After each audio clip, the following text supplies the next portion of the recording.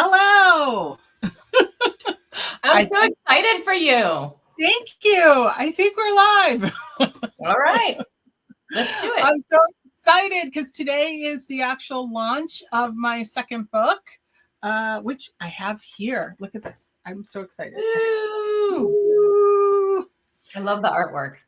Thank you. Yes, Louise did an amazing job on the artwork. She's fantastic. She's a keeper. For sure. She's a keeper. It's so good to see you. You too. I'm really excited. So the funny thing, I'm going to be really honest and transparent. I wasn't sure how to do this so that other people could join us. So if you are joining us, then the trick is, I guess you'll have to put something in the comments, and then hopefully we will see them. Right. That is going to be the thing. It's more than a launch party for two. We just can't see them. Right. We're a party of two, but there are other people out there. Yeah, we're in a very big party room. Very big party room. There we go. So I noticed on LinkedIn you had a post talking about your daughter took the Illinois Constitution this year. She did. So I learned. Yeah. I learned that this is a requirement, at least in our school district. I don't know if this is a statewide requirement. Well, it must be statewide, or if it's a national requirement, but she took the U.S. Constitution exam in 7th grade and the Illinois Constitution exam this year. And so she was in a bit of a hot panic on Monday because the test was yesterday. And she was kind of cramming, I guess, and doing some last minute study huddles with her friends on Monday. So they make it a little nerve-wracking, even though they were very well prepared. So do we know how she did? She got a B+. Oh, yay! Yes. That's exciting. Great. She did great. That's really cool. That's really cool. Mm-hmm. And I love the fact you're like, well, she wasn't really sure what the point of it is, which I think when you're in 7th and 8th grade, you kind of don't know what the point is to all of this. It's true. Well, right. Exactly. And I was like, well, we've got a couple books and a third one coming that we can go back through. And maybe if we get these into the school, like feeder into 7th and 8th grade, right? When the civics formal learning actually begins, this would be a great feeder to that. So all you educators out there. There you go. Very cool. Very cool. So I guess we can take some questions once I figure out. I've got some questions. All right. You could start with questions and then I'm going to see if I can open up. I'm not doing great with this whole on Instagram thing, even though we are on Instagram. Okay. I'm not quite sure what I'm doing, but let's go with it. That's okay. I never know what I'm doing in Instagram. If you want to hang out on LinkedIn, I'm all over that. But Instagram, I don't know what I'm doing there. Yeah. That's okay. It's our generation. We're learning. All right. So what questions do you have for me? So, okay. Well, kind of just a big, broad question, but why does this matter to you? Writing a book, getting it illustrated, going through this process is not nothing. So this matters to you. Tell us why.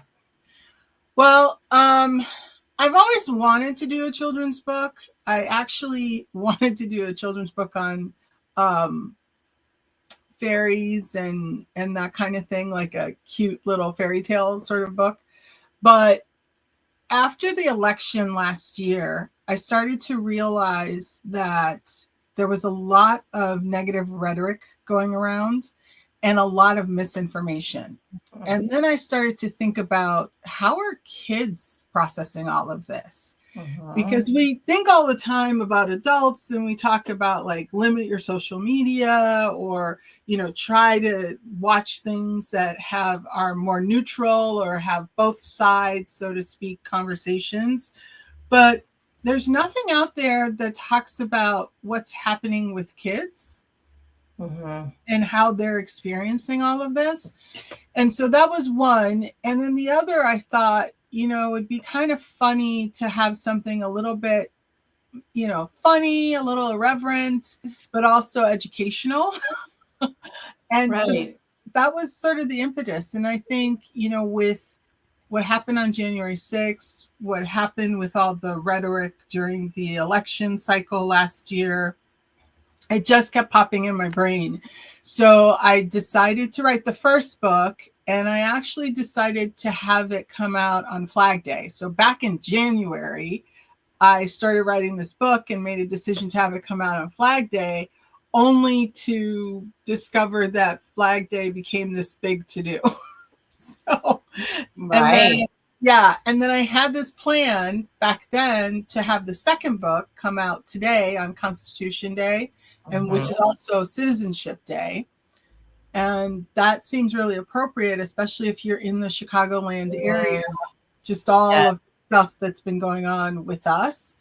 It suddenly became an appropriate thing. And it's also one of my favorite aunt's birthdays today. She's but so a little bit of kind of cool, like it's her birthday, it's also Constitution Day, it's also Citizenship Day. And I made a point of making sure that I bought a book today myself and sent it to my uncle, who's his, that was his wife. So as a birthday present, but kind of not, because his birthday is next month and I can't say what he's going to get because he might be watching. And remind us what the title of the first book is, and then tell us again the title of the second book. So the first book is How to Tell If You Live in a Dictatorship. So this is the first book. And it is the story of Luke, who is 9 3/4, for all my Harry Potter fans out there. And he basically is the impetus for all three books, in the sense that he's the kid that poses the question that says, hey, Grandpa, what does dictatorship mean? Because he keeps hearing it on the news, on social media. So he's like, well, what does it mean? And so his grandfather, who's an immigrant, begins to tell him the story of what, the 15 different ways that you can spot if you live in a dictatorship. Yeah. Wow. Yeah. Helpful. Is that stuff on the test? It is. It's very helpful. And then I thought the second book. The second one. Sorry. Remind us the title of the second one, because I'm not seeing it. Oh, the second one. Just my view. Yeah. The second one right here is Three Branches of Government. Who's in charge here? And it's basically now Luke's father comes into the picture, and Luke wants to understand.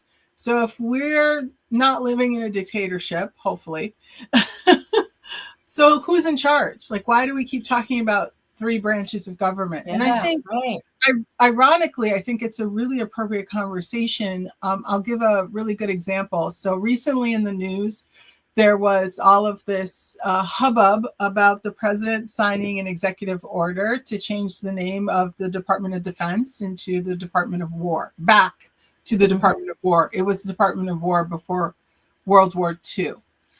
And then after World War II, it became the Department of Defense. So the thing is that the president, the executive branch, doesn't have the right to change the name. It's not in their purview. Right. Yeah, so he can sign all he wants to, but it's Congress that has the right to change the name. So it has to go through Congress. So we're spending all this time and energy kind of fighting and arguing about the Department of Defense, who is still the Department of Defense. They can't really change it to the Department of War.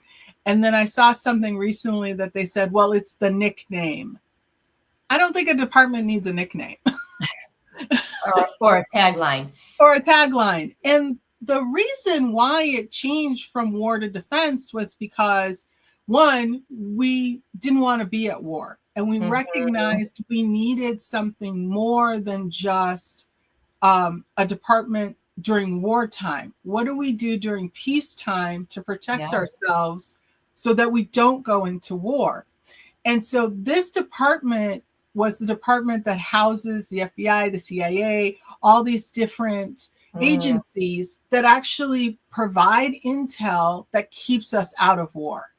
So the name the Department of Defense is really appropriate because it's about defending our country and making sure in a more proactive way, where the Department of War was about being reactive, like we're in war, we're going to react to that.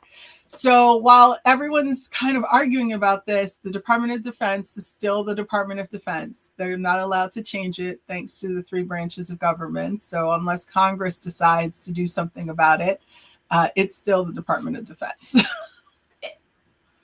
What comes out for me as you explain that is what really matters is, what does this department do? Yes. Right?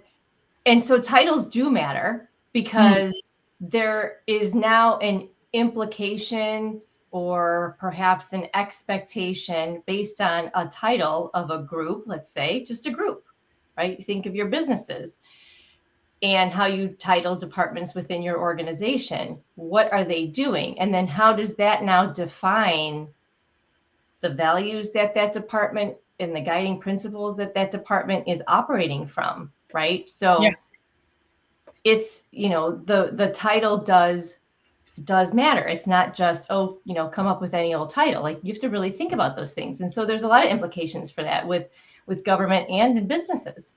Yeah.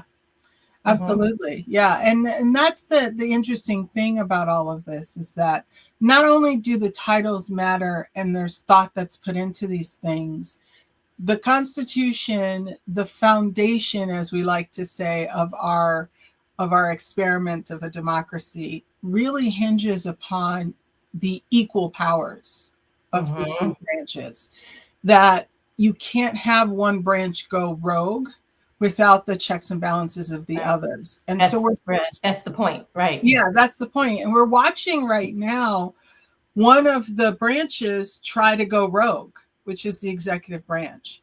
And until the legislative branch and the judicial branch step up, which I will tell you, the judicial branch has been.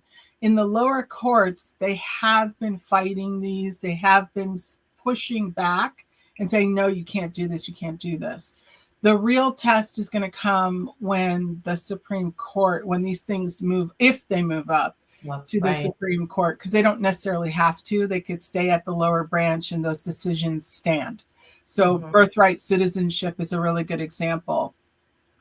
Birthright citizenship basically is afforded under the Constitution, the 14th Amendment, which allows for those who are born here or have at least one parent who is an American citizen to be considered an American citizen, a natural American citizen. And so with that, that means that your parents don't necessarily have to be American for you to be American, as long as you're born on American soil, which is how I get my citizenship. My parents were not American, and I was born in Chicago. And so therefore I am an American citizen. And so the idea that we're going to take that away from people, it's really about taking it away from all of us. Because if you think about it, whether you came here on the Mayflower or you came here on an American Airlines flight like my mom did, or you came here from somewhere. Or you came here from somewhere, unless you are indigenous. Right. And so all of us, we all fall under the birthright citizenship. So taking that away, and people don't really think about this. How far back do we go? Do we say it's only from this moment going forward, or do we go further back? Do we take that away from, everyone? Do we take that away from the president himself, whose parents were only a few generations, right? I don't think his mother, I don't want to speak on that because I'm not sure, but I think his mother was not natural born. Maybe she was, I'm not sure. But the point is, he's only one or two generations from his own. Yeah, as many of us are. So how far do we go? What does that really mean? So those are things that the lower courts have already said, no, you can't do this.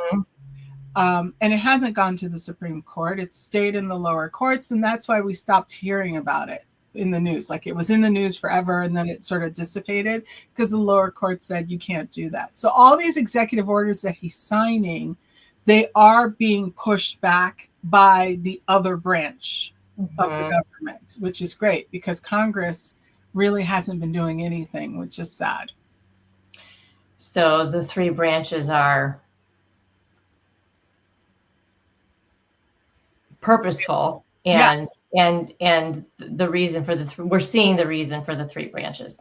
Yeah, and we're the first system. Not two, but three, right? Three. Yeah, and we're the first. There's importance in an uneven number, right? Yeah. Well, yeah. If you think about that, if you've just got two, you've got. If everybody agrees, then you know. Or you have a stalemate if they don't. Right. Where's the tiebreaker? And we're the only form of. We were the first form of government like this. You know, prior to our existence, it was not a division of power. And so that's really important to note, is that our government, our form of government, was not only unique, but then it's also mirrored in other countries because of the fact that we've made it work for It's a model. Almost 250 years. Yeah, it's a model for others. Yeah, it's a model for others. And that's what's also equally frightening, is that we are right now at the point where we are testing our model. This is really the first huge test of this model. Sure. We've had little tests of our models in the past, but in terms of an all-front test on how much power does each branch truly have, this is our test, and hopefully we pass. Yeah. So I'm not able to see any chats coming in, so I don't know if you've got. I have another question for you. Yeah, go ahead. If there are things that have come in, then I want to give space for that. Okay, let's see. Oh, okay. So this question is, why children's books and not adult books? Yes, that's similar to the question I was going to ask. So fair question. One, I think adults like picture books. I do. I'm not adults. I like cartoons. So that's one. But two, honestly, it was really to be able to have a space for people to have conversation. Even if you disagree with the books, which I don't know how you really can, but if you do, that's okay. It gives you an opportunity to have the conversation with your kids, have a conversation with your family, with other adults. It's been really fascinating to me that people who don't have kids are having really great conversations about this. And I've had a lot of people talk to me about it that I know don't have children, but have children in their lives, have nieces, nephews, friends that they consider their kids to be nieces and nephews. So there's a lot of conversation. Mm-hmm. I think that's a great point, because too often we are not having, I could argue that we're not having enough conversation in general, but we're really not having enough conversation about things that ought to matter to every single American. Yeah. Right. Yeah. And I feel, so this is an I feel statement, right? That we've just, we take in information as truth and without questioning as much as maybe we used to, right? I don't know. It's so much information coming at us. We find our people, we find our news outlets, we find our media channels that just land with us. And so then that's what we watch, and then that's what we believe, instead of still thinking critically. Mm-hmm. Now, those of us who, do what you and I do, or I teach at a university level, right? So we're always critically thinking, because that's the role we have, but that's not everyone. And so what are your thoughts around just that, this challenge that we see, at least, maybe others don't see it as a challenge, of just taking in information as truth when maybe it's propaganda disguised as truth. Yeah, and that's the thing is I want people to be skeptical. Like we want people to question. We want people to go, wait a minute, why is that true? How is that relevant? And I think exactly what you said, there's a lot of propaganda that people will take on face value. They'll just say, well, I heard it on this news outlet, or I heard it on TikTok, or I saw it on Instagram or Facebook, or insert your favorite social media. And that's it. All of a sudden that becomes the truth, where we want people to go, wait a minute, how is that true? When did it happen? Why did it happen?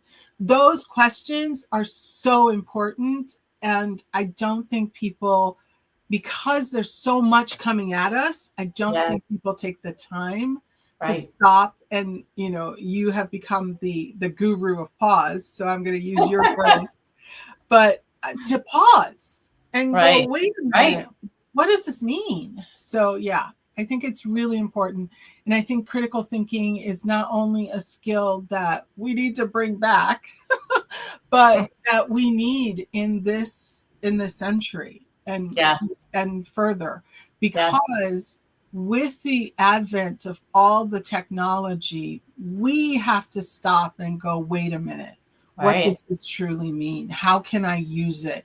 What are the benefits and what are the negatives of doing this? What's the risk? And if we don't start teaching our kids how to ask questions in terms of really thinking through what does the question mean and what is the outcome of that answer and how do I verify that answer, we're in big trouble. Yes.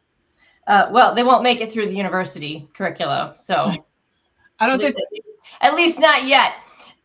well, and I would say it goes beyond the idea of university, because I don't think everyone needs to go to university. I know that's a shocking thing, especially I've gone and have advanced degrees. But my point is that I think it's about life. Critical thinking skills are what we need to use in life. So I don't think we're going to make it through life if we don't teach. It's bigger than that, huh? Yeah, it's bigger than school. It's life. Like we got to start asking questions and not being afraid of asking questions and not being afraid to say our opinions, and also to listen to someone's opinion we disagree with and question them on that and have that conversation and not all of a sudden hate them. Yes. You know, that's the thing that I think is crazy. I've heard people say to me, like, I won't date someone if they're a Democrat or a Republican. And I'm like, why? Like, why does their party affiliation matter to whether or not you like them as a human being? Right? Yeah. Right. And, right. As an individual. Hopefully that person is still an individual making individual decisions. Right. Yeah. Or I don't want to work with someone or associate with someone. That's ridiculous. That's absolutely ridiculous. And so we want to think about diversity of experience and diversity of thought, right? I know the word diversity has become a negative word, but the reality is the best parts of our society are because we're not all Stepford wives. There is diversity in our thinking, diversity in our experiences. And so let's embrace that and let's have conversation. Like, I think it's perfectly okay to disagree with someone and still be friends with them and still have a meal with them. Right. In fact, that could be welcoming, right? Help me understand. Help me understand your point of view. It's something I can't see, but help me understand. And then maybe respect that opinion. You can still disagree, but respect that opinion. Understand where the rationale, the thinking is coming from, right? And if you see evidence of, okay, this individual has thought critically about it and has this opinion, isn't it easier to accept then? I mean, I think it is. Right. Yeah. And I still could disagree.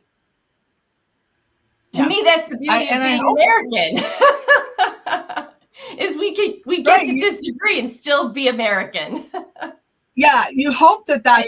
that's the thing, right? That Yeah. we're able to Yeah. disagree, we're able to say like, yeah, this is Right. how I feel about this. But unfortunately, a lot of what's happening, especially now, I mean, just think about if you're listening to the news right now or watching it, you're hearing about a lot of people getting canceled because of their opinions on social media.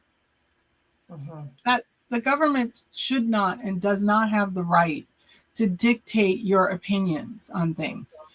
I Mhm. may find your opinion terrible, but that doesn't give me the right to censor it. That's the First And Amendment. you have So, a choice to counter that opinion right. Yeah. or not follow Not that follow. Exactly. individual, right? Yeah. So, I know we're close to running out of time, so I Yeah. wanted to bring it back kind of to maybe a summary question related to children Mhm. and what advice do you have for those of us who have children, who are around children, work with children, to support them in their their own development of critical thinking? What can we do differently, knowing that there's so much coming at them that they just don't have the skills to discern yet on their own? How can we support Yeah. them in developing that? Well, I think the big one is listening to them. That's a Mm. huge part of that critical thinking.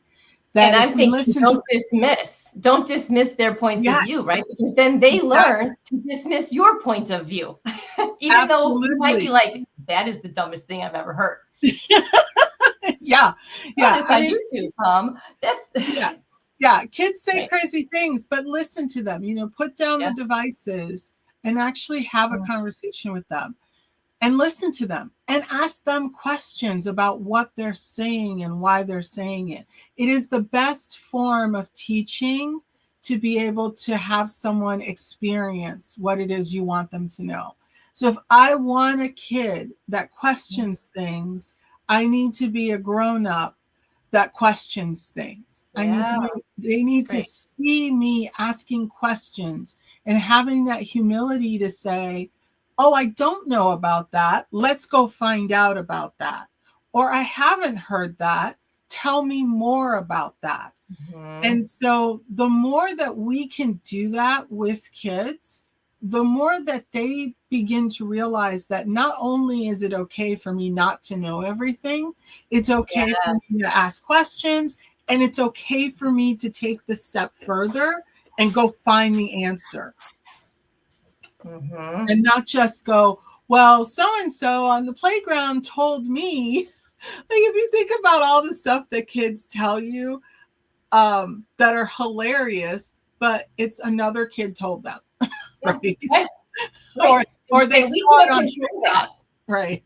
Right. We mean we as parents and childcare providers, we can control so much, but we can't control all of it. We can't Right. control everything coming in at them, right? So teaching them those foundational skills of sifting through it for themselves and having their own point of view on it, I think is really important. Yeah. Yeah, absolutely. I mean, the end goal for all of this is that I would love to be able to go out of business because critical thinking, no, seriously, because critical thinking is part of our environments. That, the work that I do at my day job is to help people learn how to problem solve, to think critically. And wouldn't it be wonderful to go out of business because the next generation has learned that skill and they can do it in the workplace and they don't need someone coming in to teach them that. So, Mhm. yeah, so my end goal is to get myself out of a job. There you go. That's great. Yeah. You teased a third book. Do you want to say anything about that to Yeah. So I'll give anything this. you know? Yeah, the title of the third book is Helena and Lady Liberty. It comes out October 28th, and it's really the immigrant story. And Basically, tell us why October 28th matters, because I know if the first two dates came out on a date that mattered, then October 28th must matter, but it's not Halloween, so I don't know what it is. oh, well, I'll tell you, it is the date of the dedication of the Statue of Liberty. Oh, So that's I why. didn't know that one. Yeah, so that's why it matters. And there's another little Easter egg. So if you'll look at the prices of the books, you'll notice the prices are different. And the prices, there's a little Easter egg in the prices. So the first one's pretty easy, 1776, which I think everyone knows. So that was the first book. The second book is 1787. So I'll just let to see if other people post on what they think 1787 means. But basically, the goal is to give a little Easter eggs in each of the books. And the third book is really about the immigrant story. And the Statue of Liberty is a little bit pissed off. And so she's leaving. And so, yeah, she's done. She's mad. She's done. And Helena has to convince her to stay. So we don't know if she does or not, but leave it to a 5-year-old to try to convince a statue to stay. Okay. There you go. All right. Well, thank you for doing my lunch party with me. This has been so much fun. It was fun.